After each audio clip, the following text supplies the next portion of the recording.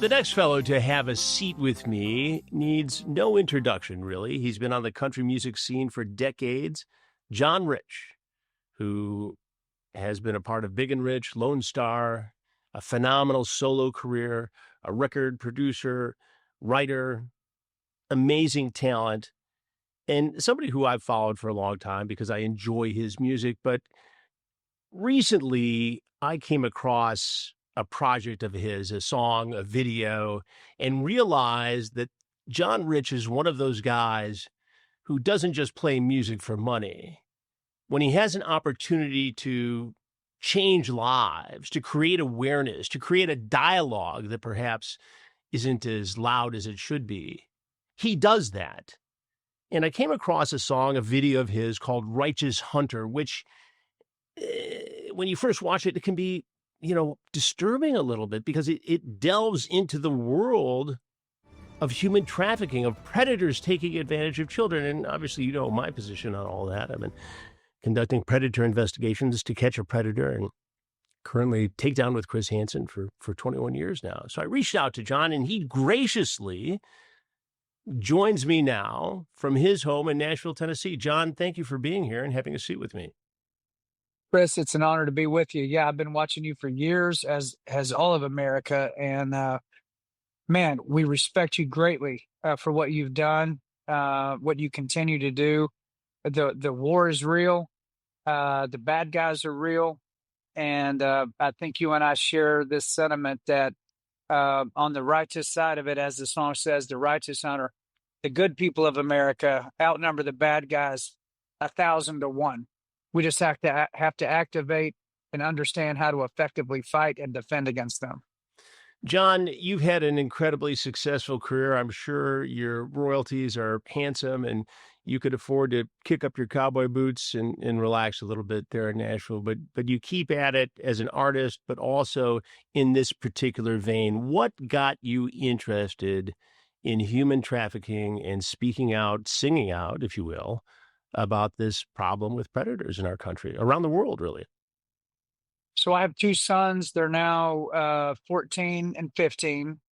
But when they were maybe 7 and 9, we started to learn about how child predators no longer were the bad guys in the white van on the edge of the schoolyard. They're now on these.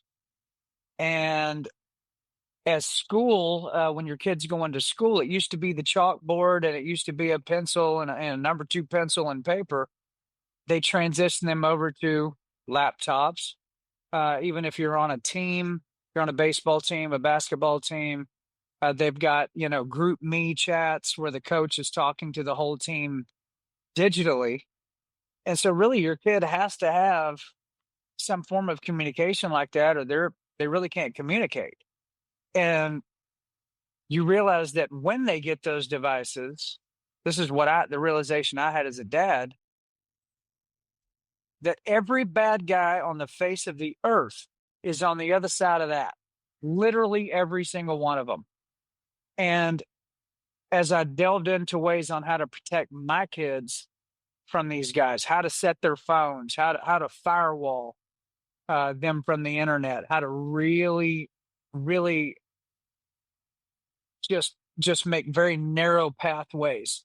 Like you can call, you can text, you can access your school, and that's about it. I mean, like I made it really tight, and it's still that way, even though they're teenagers. But I did that because I started reading these stories and watching documentaries and seeing parents who literally lost their kids. Either their kid went missing and they never saw him again, or their kid committed suicide because of some kind of a cyber predator that they were dealing with, and they didn't tell their parents about it. And I said, yeah, that is not going to happen in my family if I can manage to keep that from happening. And it got me very interested just as a father, what can I learn about this situation that I can share that information because of the platform that I have with millions of other moms and dads across America.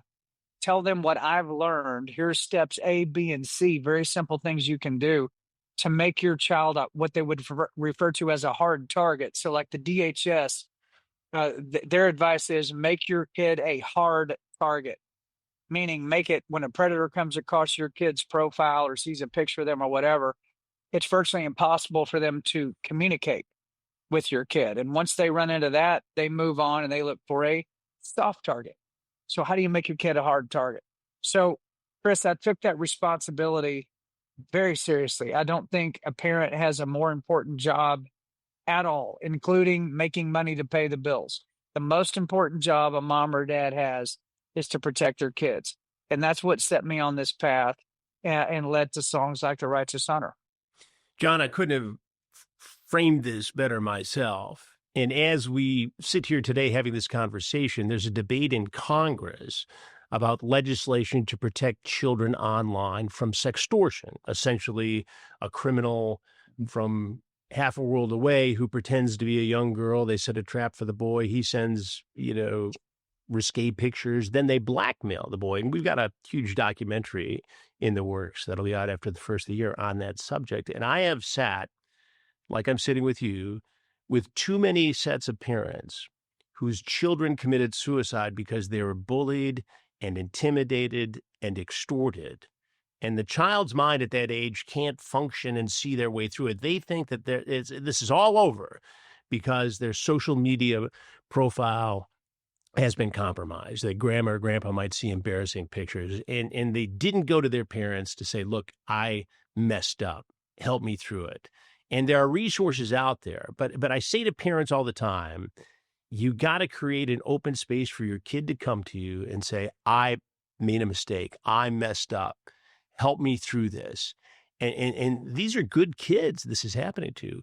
Athletes, academically good kids on their way to college. And their parents find them dead because some criminal from half a world away has an extortion plot. And it breaks my heart to see this. Yeah, and this is just extortion. Criminal is a very merciful way to refer to them. They are not just criminals; they are animals. They are primal. They are predators. They prey upon the defenseless. They prey upon children, the ones that have no defense. Not only don't they have physical defense, they don't have the mental capabilities to even understand how to navigate a problem like that. So yes, my message to parents is it is on your shoulders. You lock the door at night, right? You lock the door. You got cameras outside the house, maybe some of you, so you can make sure a bad guy's not breaking in the middle of the night. Well, guess what? While you're sitting there watching the football game or checking in on the evening news, your son or daughter's sitting right behind you on their iPad or on their iPhone or on their laptop talking to God knows who. You don't know who they're talking to because you haven't had that conversation with them to make them aware that, hey, don't talk to people online unless you absolutely know who it is, unless it's your friend from school that you know them. You can validate who that is because you're probably talking to somebody that wishes you harm, that wants to hurt you in ways that I don't even want to discuss, ways that will change your life and could potentially cost your life.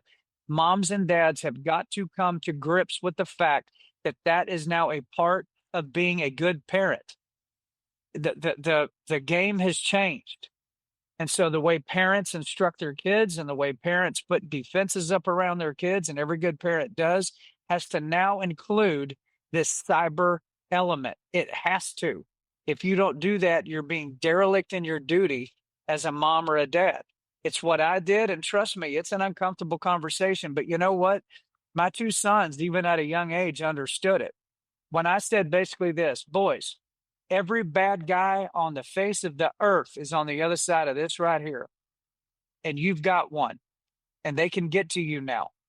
I asked my boys, I said, boys, you know me pretty well. What do you think I would do to a bad guy who broke into our house in the middle of the night, came in your bedroom and grabbed you and tried to carry you out the front door? And they both kind of grinned at me and they said, well, you'd kill him, Daddy. I go, that's right. Yes. I'd kill him. They would die. Yeah, they would die. They would not make it out alive. And I think most parents have that attitude. They would sacrifice their own life without a thought to keep that from happening. But they're getting to them right here in our own living rooms and in their bedrooms. And most parents are oblivious to the fact that this is even going on, which is why it has become such an absolute tidal wave of destruction on our country. And John, this isn't activity that's happening in difficult to reach areas of the dark web.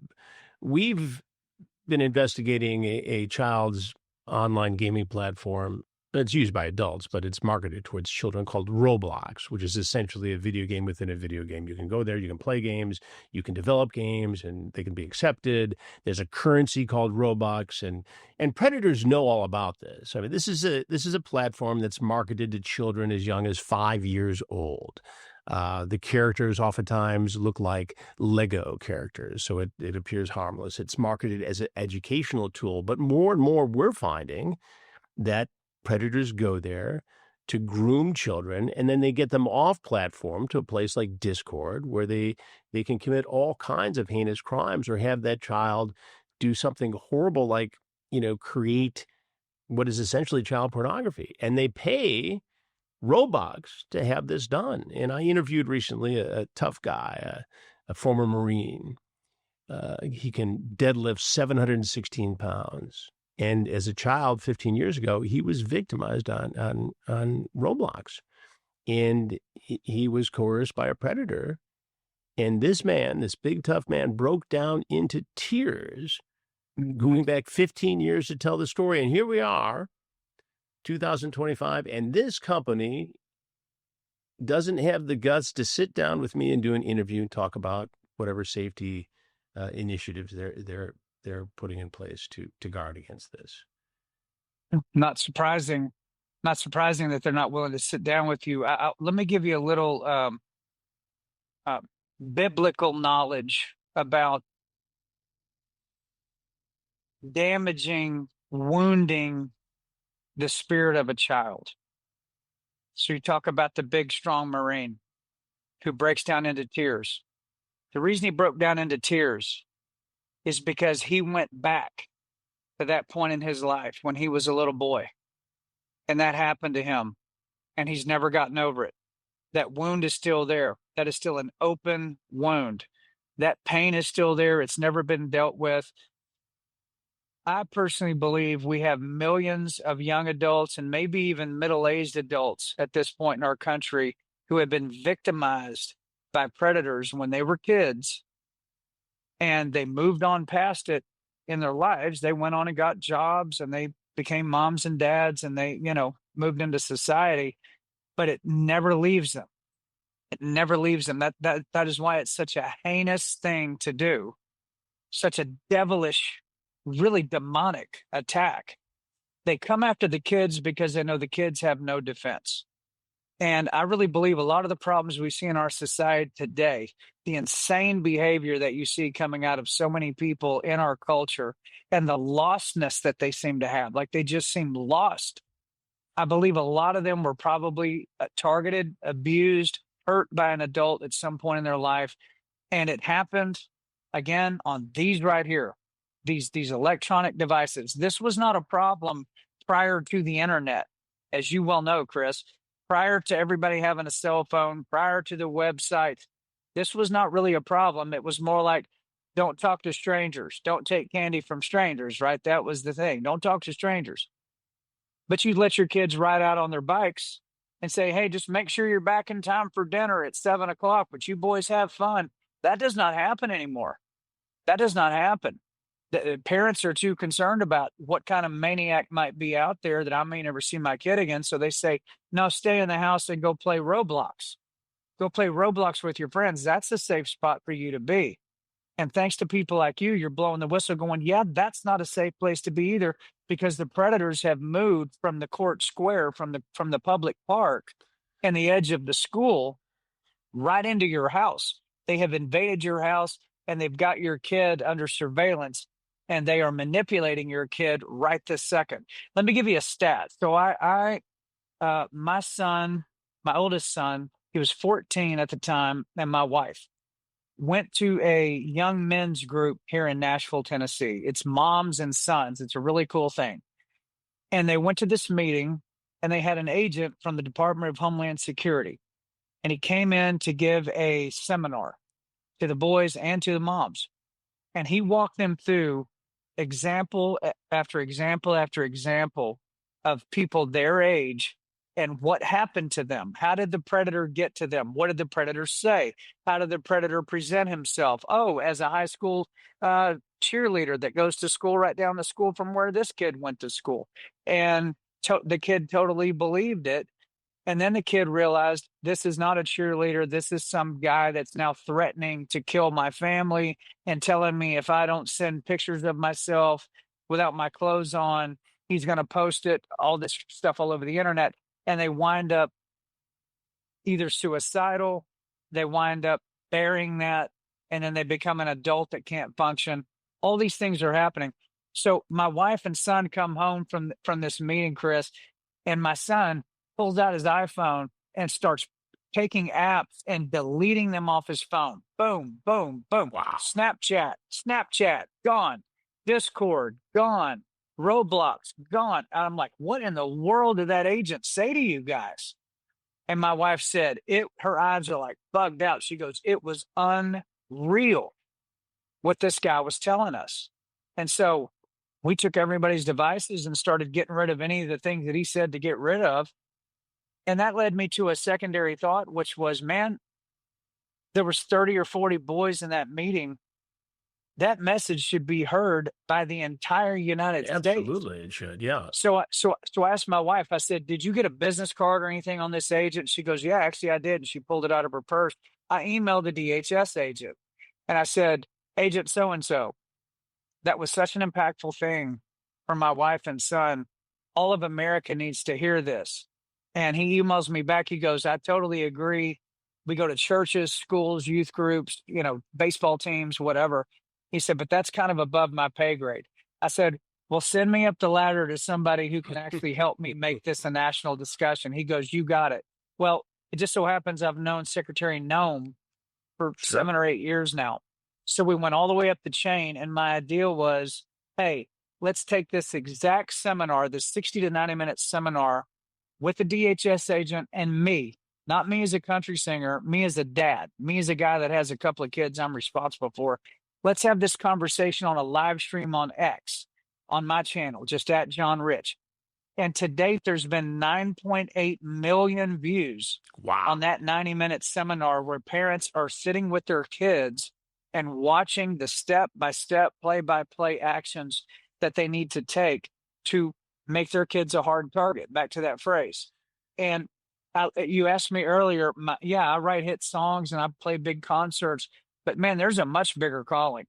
I mean, that is self-service. That's success. I'm looking for significance at this point in my life. I want to be able to impact tens of millions of people with messages like the ones you push all the time. And now I am also behind to educate these parents and kids on how to not become a victim. Well, I think that should be mandatory for every child and parent, every kid coming through, middle school in this country. It should be. And yes, it should be. It should be part of orientation. My word that I'll promote anything you do along those lines because you can't have enough awareness here. If you're a homeowner in America, you need to listen to this. The FBI has been warning about a type of real estate fraud on the rise called title theft, and your equity is the target. Here's how it works. Criminals forge your signature on a single document, use a fake notary stamp, and file it with the county. And just like that, on record, they own your home. Using your ownership, they can take out loans against your equity or even sell your property. And you won't know about it until foreclosure or collection notices show up in the mail. That's why I've partnered with Home Title Lock so you can protect your equity and find out today if you're already a victim. Use my promo code Hansen, Hansen, at HomeTitleLock.com, and you'll get a free title history report and a free trial of their $1 million triple lock protection. That's 24/7 monitoring of your title records, urgent alerts to any changes, and if fraud occurs, their U.S.-based restoration team will spend up to $1 million to fix it. Don't be a victim. Protect your equity today. That's HomeTitleLock.com, promo code Hansen, Hansen, or use the link below. I remember, John, in the very beginning of the Predator investigations, I had a dozen middle schoolers all sitting together, and I said, how many of you, show of hands, have been approached online, and this is 20 years ago, by an adult that made you feel uncomfortable? All raise your hands. I said, how many of you told your parents this? 2 out of a dozen. And I said, why? We're afraid they're going to take the computer away, access to the internet away. And that is something that I've carried with me forever. We need to demystify it. We need to have an open conversation. And when somebody cool like John Rich gets on X with a Department of Homeland Security agent and says, this is the deal, and you get 9 million views, that, sir, is impact. And you should feel really good about that because I, again, I'm not going to stop doing this. And we find new and creative ways to tell the story. But if you had asked me 21 years ago if we'd still be doing it all this time later, I said, no, who's going to show up? Who's going to face that embarrassment? And yet with all the new platforms, when we started, we had decoys in chat rooms in AOL, Yahoo, and MySpace. Well, look at it today. It's exploded, John. Yeah. So the DHS told me that the stats over the past 12 months, you're ready for this number, guys. Not only you, Chris, but everybody watching, because you're not going to believe this number. DHS told me that in the last 12 months, they had 36 million reports of children being targeted online by cyber predators. 36 million in a year. So 3 million a month. Brother, there's not enough law enforcement on planet Earth to combat a problem that big. So the only way we really have any impact is on the parent level in your house, where you run the show, where your kids answer to you. And you should tell your kids, you should tell them about the threat. And then you should tell them, if that ever happens to you, I'm not going to be mad at you. It would be no difference if you were walking in the mall and somebody stole your iPhone or stole your purse or beat you up or whatever, like something happened to you and you came and told me about it. We would go deal with it.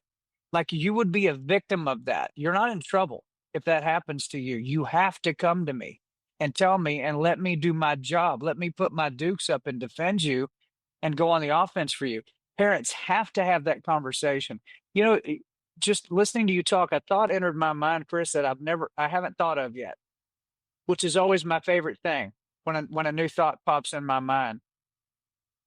What if Linda McMahon, who now runs the Department of Education, who I know, what if I sent Linda McMahon that 90-minute video of me and the DHS agent and said, Secretary McMahon, you should make an executive order that when kids enter middle school, it is mandatory at orientation that they show this 90-minute video to the parents. I think it's a great idea, John. Before school starts. Can you imagine?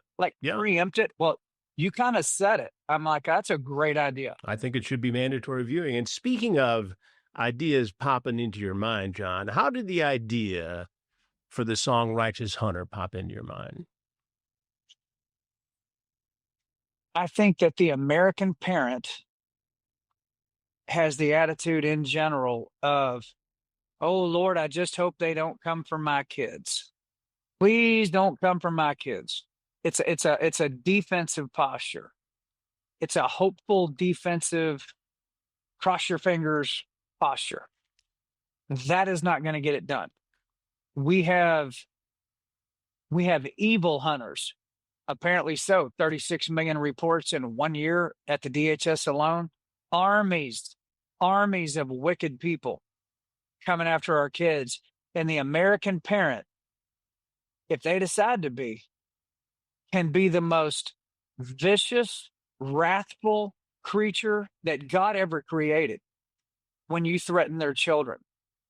And so the righteous hunter. Like, here's the wicked side of the equation. Where's the righteous side of the equation? Because I say we far surmount what these guys are doing. We're just not engaging. I saw Sean Combs on an award show, and he looked right into the camera. I mean, right into the lights for the live audience. And he said, I determine what your kids wear. I determine what your kids listen to. I control people's souls. Like, who makes a statement like that? A psychopath, a bad guy makes a statement like that. And I saw him because he's talking to me when I looked at that video. And I said, oh, is that right, Sean Combs? You think you control my kids, the rich boys? Is that right? Because you have no earthly idea what would happen to you and all your minions should you ever make the mistake of coming to my house or coming after one of my kids. We would pile you up by the fence line if you ever came after my kids. And so that led me to think, you know what, Sean Combs and people like him, they use music and they use video games and they use platforms as their weapon. It's a weapon in their hand to come take our kids. And I said, well, what's my weapon? My weapon is a guitar, a pencil, and a piece of paper. And what am I going to write down as a rebuttal to what I just heard Sean Combs say, which I know represents the attitude of tens of millions of people, unfortunately, in our country? What am I going to write? So I decided to write a song from the perspective of a father speaking to the predator, telling the predator what's going to happen to him if he comes after my kid. Because I haven't heard that song before. That's not a song that's going to be a hit, Chris. That's not going to put a plaque on my wall or a check in my bank account. That's not going to earn me anything. But it could invigorate and maybe even infuriate and maybe even put fear into the hearts of parents in a good way that makes them stand up out of that lazy boy recliner and turn around over their shoulder and ask their kid, who are you talking to on this iPhone that I pay for every single month? And then get into that thing and make them a hard target. That was the goal. And I think it's been happening ever since that song came out. The song's only been out less than 2 weeks. I have had millions of people see the video, millions of people commenting, and I think it's hitting the mark. Well, John, I want to take a look at it with you here because millions of more people will see it right here on this particular show. So let's take a look at The Righteous Hunter by John Rich.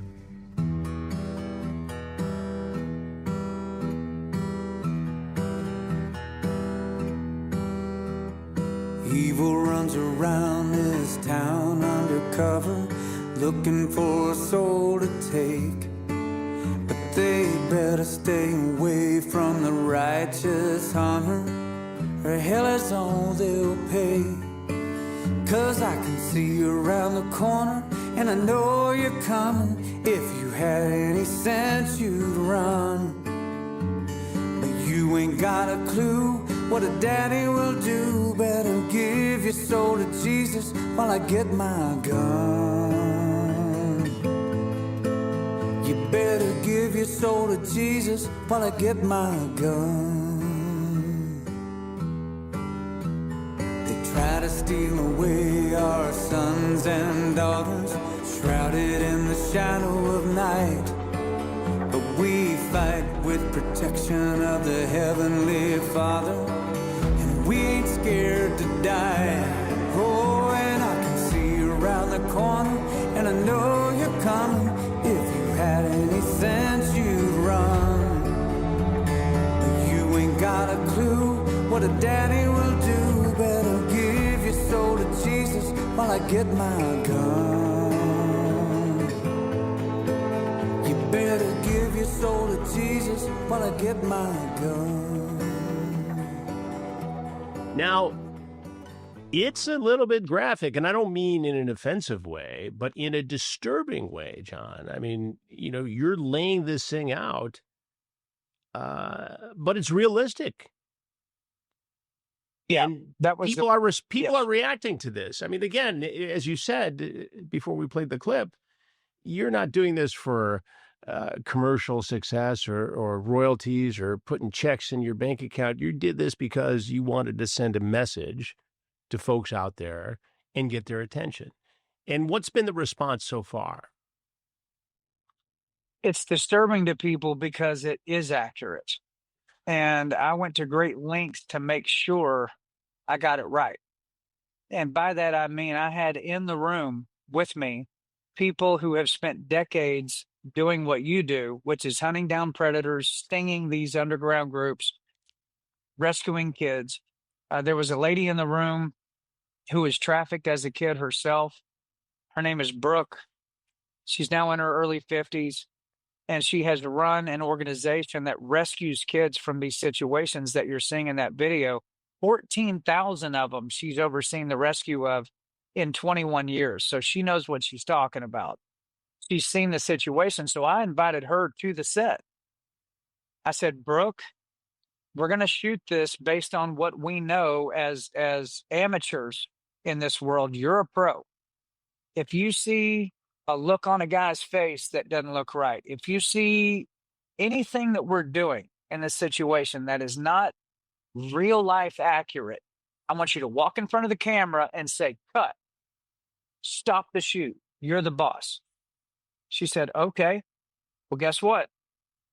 We started shooting these scenes, and Brooke walked in front of the camera and said, cut. Let me tell you what she was yelling cut about, Chris. You had all these men sitting in the room, and they walked these kids out in front of the men so they can, because they just purchased them, so they own these kids for a period of time to do with whatever they want.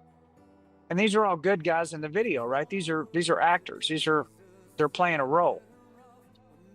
The scene itself, even though it was a reenactment, was so horrific to these men, most of whom are dads, some of them are granddads. Tears rolling out of their faces, looks of horror, turning their faces away, could not look at the kids when they walked out. And Brooke walks and says, cut. And she told those men, she said, guys, what we're doing here with the Righteous Hunter has never been done. This reenactment has never happened. It has to be done correctly. Let me tell you what it actually looks like. When I was being trafficked, here's what the men were doing. They were smoking cigars, having cocktails, high-fiving each other, flipping coins over who gets this one and who gets that one. I mean, like it's like they're at a horse race, like they're at the Kentucky Derby or getting ready to watch the Super Bowl. Like it's a party. And these men are going, I don't know if we can do that. She said, you're going to have to do it. This song is important. You have to do it. And so it took them a few minutes. There were grown, tough men. You see that video, a bunch of muscled up, tattooed up, tough guys, wiping tears out of their eyes, getting themselves reset. And then by the time we got that last shot done, Brooke says that's accurate. That's what it actually looks like in the room when it goes down. So I urge people to go watch the video. If you go to X, at John Rich, that's my main channel, at John Rich at X. The video is sitting right at the top. I've got it pinned. You can just click on it and watch it. But I think it's important for people to watch it. I think one reason this problem has exacerbated and ballooned and exploded to such a massive level that we have tens of millions of reports a year coming in is because your average American parent is so horrified by the notion that this is even happening. They don't want to have to digest that. They want to go, no, no, no, no, no. I don't want to see that. I don't want to hear that. I just hope it doesn't come to my house. I just hope it doesn't happen to my kid, but I do not want to have to come to grips with that. And that's the problem. That's why these guys are able to continue to grow and spread their wickedness throughout America. So it is important that you watch it. Force yourself to watch it. Watch it a couple of times. Send it to your friends. Say, you're not going to want to see this, but you have to, because it will recalibrate your mind as a parent. It will recalibrate the way you look at things. You will understand the risk you are literally dealing with, the amount of danger that it actually is. And I'll tell you what, John, we do take down predator stings every month, sometimes 2 and 3 times a month at different locations around the country. And in every single sting, there's a scenario where a foster dad, foster mom, stepdad, stepmom, aunt or uncle is selling a child for sex. And in every investigation, at least one guy shows up to purchase that child. This happens every month in our sting operations. And what it says to me is if guys are looking for this during our stings, it's happening all over the country every day in real life because they don't even think it's something out of the ordinary. They just accept the fact that an adult is selling a child for sex. And the only question we get from most of these guys is she okay with that? Can I talk to her on a video chat? Can I see her? I want to make sure it's real. I want to make sure it's not the police.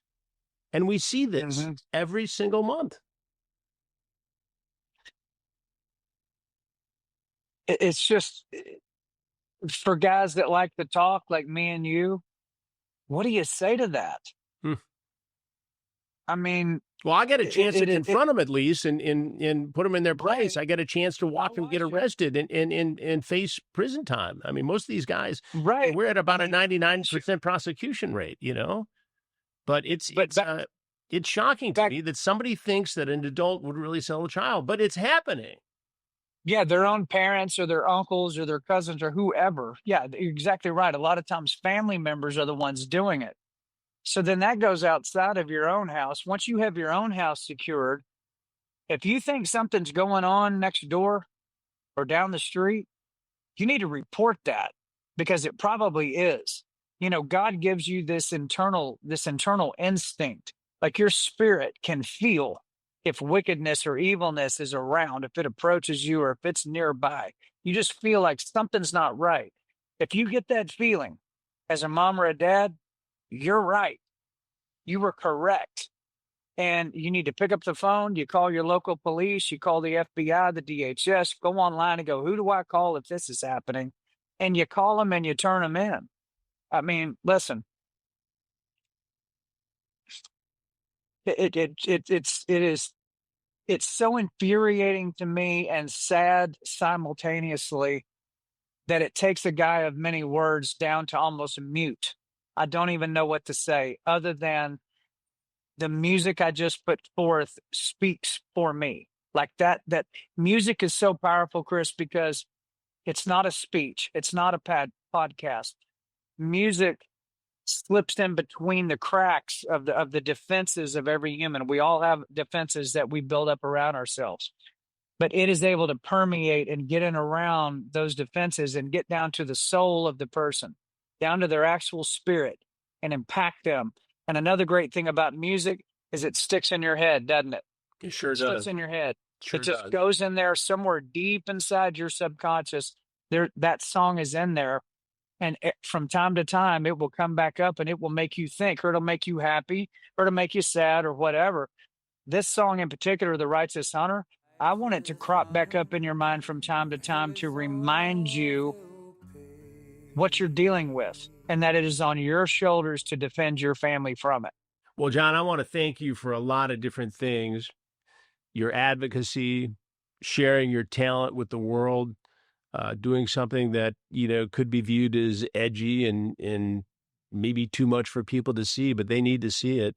And I think that discussion you talked about with the Homeland Security agent and yourself should be shown in every school in America. And I promise you, I'll do whatever I can to help in that effort. And I vow to you, John Rich, that I'm happy to collaborate with you on any project you ever have.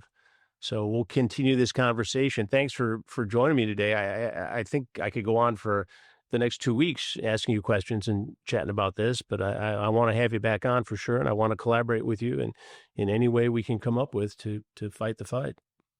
Well, America's lucky to have you. The kids of America are lucky to have you. The parents of America are lucky to have you doing what you've done for so long. And it is important that guys like you and I know each other. This is the first time we've never met in person. Absolutely. But it's important that we know each other and that we network and have these conversations and talk about how to expand the message. The defense mechanisms are there and they're very simple. You don't have to be a tech guy. I'm not a tech guy. You don't have to be a tech guy to do what it is that DHS, for instance, will tell you to do. So in closing, I will tell you this. I'm sure a lot of parents are probably watching. Let me tell you how to find that 90-minute piece of content with me and that DHS agent that we did. It's very simple. Go to YouTube, type in John Rich, JOHNRICH, DHS. John Rich, DHS. If you type that in, boom, it'll be at the top of the page. Watch it. If you have a church, if you have a school, if you have a youth group, a baseball team, a volleyball team, anything, that video is readily available. It's one click away. Set up a meeting with other parents, hit play, and everybody watch it. This is the way we actually start to drop those numbers down from 36 million. Let's drop them down to almost zero. That's the ultimate goal. The content is out there. I hope you guys take advantage of it. And Chris, thank you for having me on for this conversation. Well, John Rich on X, at John Rich. You can find everything you need to know from him at that location, as John just said, on his YouTube channel. John, I wish you a blessed Christmas and a wonderful, healthy, prosperous New Year to you and your family. And I will be in touch very soon. We'll take this to the next level, I promise. It's been a pleasure talking with you, Chris. Thanks, sir. My pleasure. My pleasure, John. John Rich. Wow. You talk about an artist who takes his responsibility, his social responsibility to a new level. You just saw it right there. And what a great person to, when I have these interviews, you know, they remind me how important this work is. It reinvigorates me to really focus on creative ways to tell the story.